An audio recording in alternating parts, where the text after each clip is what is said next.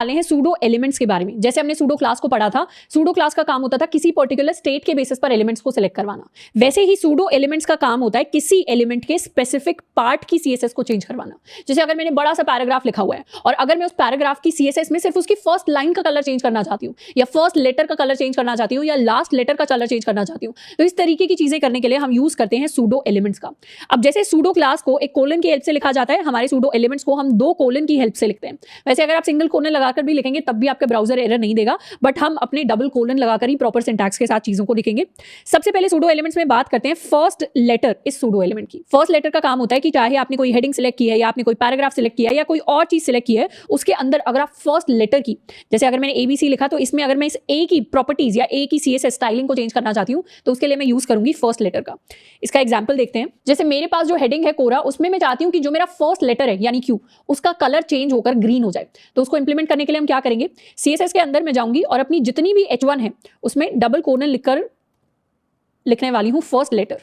First letter में I want कि जो मेरा फॉरग्राउंड कलर है वो चेंज होकर हो जाए ब्लैक के इक्वल या ग्रीन के इक्वल। Save and refresh. तो इसमें क्या हुआ, ये जो मेरा फर्स्ट लेटर है इसका कलर चेंज होकर हो गया है ग्रीन के इक्वल। अगर मैं चाहूं तो इसको चेंज करके मैं ब्लैक भी कर सकती हूं, तो ये ब्लैक हो जाएगा। अगर हम चाहें तो इसको चेंज करके हम पिंक भी कर सकते हैं, तो ये सेव कर लेते हैं, तो ये मेरा पिंक में भी कन्वर्ट हो जाएगा। तो इस तरीके से अगर मुझे फर्स्ट लेटर के अंदर कोई भी चेंजेस लेकर आने हैं तो उसके लिए हम इस फर्स्ट लेटर सूडो एलिमेंट का यूज करेंगे। इसी सेम तरीके से एक और सूडो एलिमेंट हमारे पास होता है first line.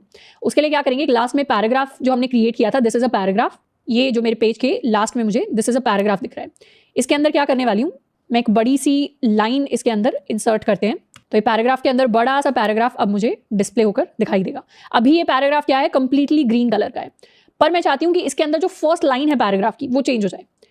P first line, first line का जो हम कलर चाह रहे हैं वो चेंज होकर हो जाए पर्पल के इक्वल। इसको करते हैं सेव एंड रिफ्रेश।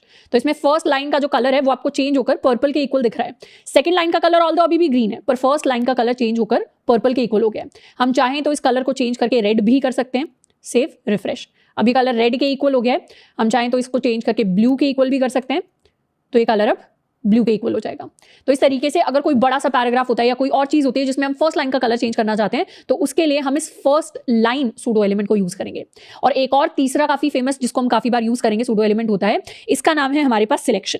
सिलेक्शन का क्या काम होता है कि अगर मेरे पास कोई भी मेरा वेब पेज है उसके ऊपर मैं किसी भी पोर्शन को सिलेक्ट करती हूँ, तो उस पोर्शन को सिलेक्ट करने के बाद अगर मुझे किसी सीएसएस को चेंज कराना है तो उसके लिए हम सिलेक्शन सूडो एलिमेंट का यूज करेंगे। इसका एग्जांपल ये है कि अगर मेरे पास बहुत सारा टेक्स्ट लिखा हुआ है, अब इस टेक्स्ट के अंदर सिलेक्ट करने पर अभी तो बाय डिफॉल्ट ये ब्लू कलर का बैकग्राउंड दिखा रहा है सिलेक्टेड एरिया में, बट मैं चाहती हूं कि ये येलो कलर का बैकग्राउंड दिखाए। तो उसके लिए हम क्या कर सकते हैं, उसके लिए मैं लिख सकती हूं पी डबल कोलन, यहां पर मैं लिखूंगी सिलेक्शन।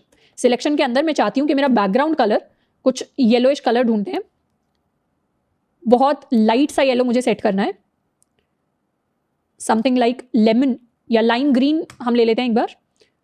कलर पिकर से इस येलो की तरफ जाना है मुझे। इसको करते हैं सेव एंड रिफ्रेश।